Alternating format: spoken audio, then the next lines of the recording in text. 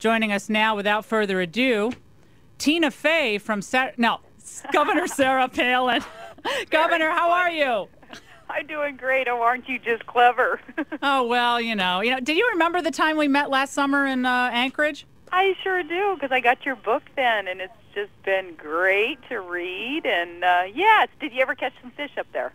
Well, I don't want to answer that because it's going to incriminate me. I was the only person in my entire group who didn't catch a salmon. I should have gone with you that weekend on the commercial fishing vessel. It would have been a lot more fun. But, Governor, I know we have a very short period of time with you, and I want to get right to the issue. A lot of people are talking about the bailout and the financial markets, and that ground has been covered with your campaign. But I want to talk about something that really hasn't gotten, in my mind, adequate coverage. It's important to millions of Americans. Back in March of 2001, when he was an Illinois state senator, Barack Obama was one of, actually the only senator to speak against legislation to protect infants who were born alive after an abortion. He called them pre-viable fetuses because if you call them people, he said directly, I mean, it would essentially bar abortions because the Equal Protection Clause doesn't allow somebody to kill a child, and if this is a child, then this would be an anti-abortion statute. Governor, what's your reaction to that? It's absolutely atrocious, and, you know, as we go around in our rallies, and when I talk about John McCain and me and our desire for and our commitment to a culture of life, and we're interrupted with huge applause, I think, you know, I wish I had more time to explain to people what Barack Obama's position has been on this, because I think, Laura, it's been missing out there in the discussion, in the debate about the choices that they have in candidates on November 4th. Barack Obama on abortion, not only saying that abortion is a fundamental right, but opposing banning partial birth abortion, but even more so, more telling, his position on this and on life has been his vote against legislation, 3 times voting against legislation that would provide medical care to a baby born having been a survivor of an abortion. It's very appalling, and I think, you know, if more Americans could understand how absolutely extreme that position is, there would be a heck of a lot more outrage than we already see. He calls it again, Governor, a pre-viable fetus that, if defined as a person, would get protections under the U.S. Constitution, and essentially he believes it would gut Roe versus Wade. I think the more that your campaign talks about the radical nature of that position to the left of Planned Parenthood, to the left of NARAL, I think people's eyes are going to bulge out of their heads. And the fact that he said he will sign the Freedom of Choice Act, the first thing he does when he's president is sign the Freedom of Choice Act. What's the first thing you're going to do as vice president for life?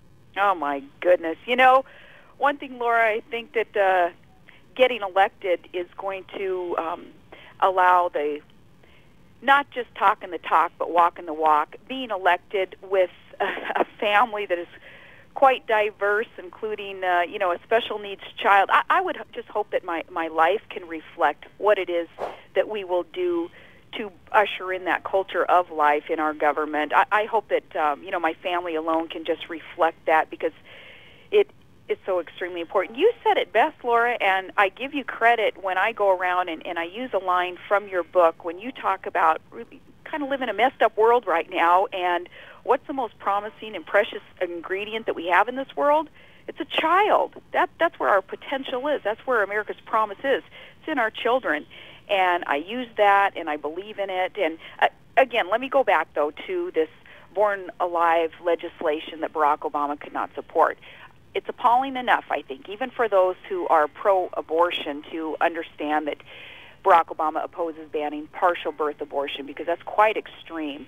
But for him to have had an opportunity to vote to allow a child born as a result of a botched abortion to receive the medical care that he or she deserves, that is born with that inalienable right to life, and yet he is cited on the wrong side 3 times, voting against the legislation that would provide that medical care to the baby, is the extreme position on abortion. Americans need to know that.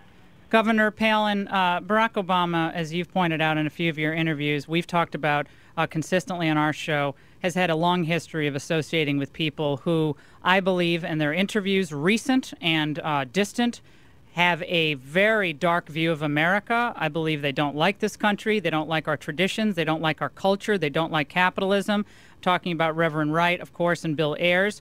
When you form any alliance, whether it's professional, governor, or personal or political, with these types of people, what does this say about your own view of America? That's a good point.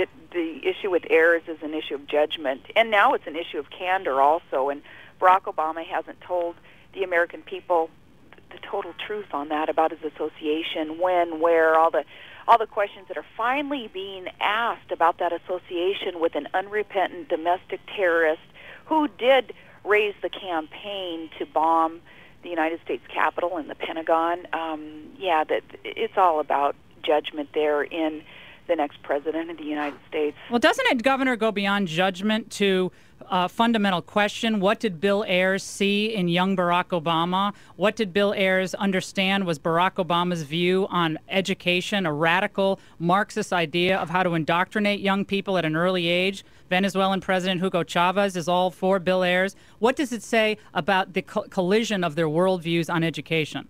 Well, also, what does it say when Barack Obama says that he would sit down unconditionally with Ahmadinejad and Kim Jong-il and others unconditionally and, I guess, sort of hand over some of the prestige of the United States presidency and validate some of the positions that these dictators have taken?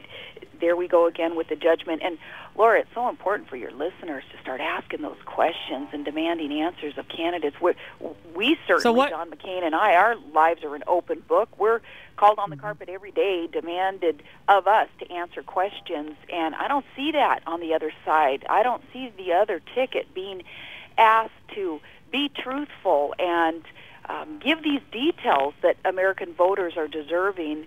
Your listeners have got to ask these questions too. Governor Palin, what do you think it says, though, about Barack Obama's view on American education, that they had that alliance when it came to that Annenberg Project, that radical view of how to approach teaching in America? What does it say? It says that I think Barack Obama's position on that, thanks to his association with Ayers and the radicalism there with an education system that Bill Ayers anyway supports, I think that shows you too that Barack Obama is so far out of mainstream America, and the policies I fear that he would support that are so far left that are maybe today in the campaign packaged up to look really pretty and mainstream, they are not. And we cannot go into this election on November 4th blind. We've got to ask the questions, demand the answers. You know, we're some in the mainstream media are saying, well, we're taking the gloves off unfairly. No, you know, there are only, 26 days to go. We got to start getting answers to these questions that are paramount here so that voters have the choice in front of them that's based on truthfulness and on candor. They deserve it. Well, and I hope Senator McCain asks that at the next debate. What did Bill Ayers see in you, Senator Obama? What was it about you that got Bill Ayers so excited politically? Do you think, Governor Palin, that ACORN, that group that's getting out the vote, multiple registrations, 10 investigations, states across this country, do you think what they're doing with this voter registration drive could amount to a criminal enterprise?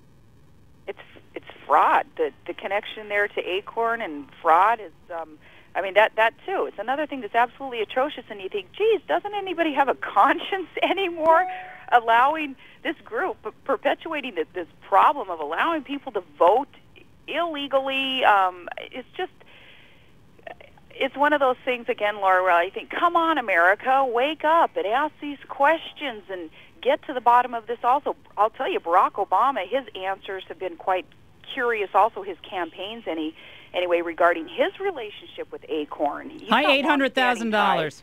$800,000. Right, long-standing ties to the group, just like everything else. Doggone it, he fails to tell the American people with candor and with truthfulness what his associations are, and we have to know.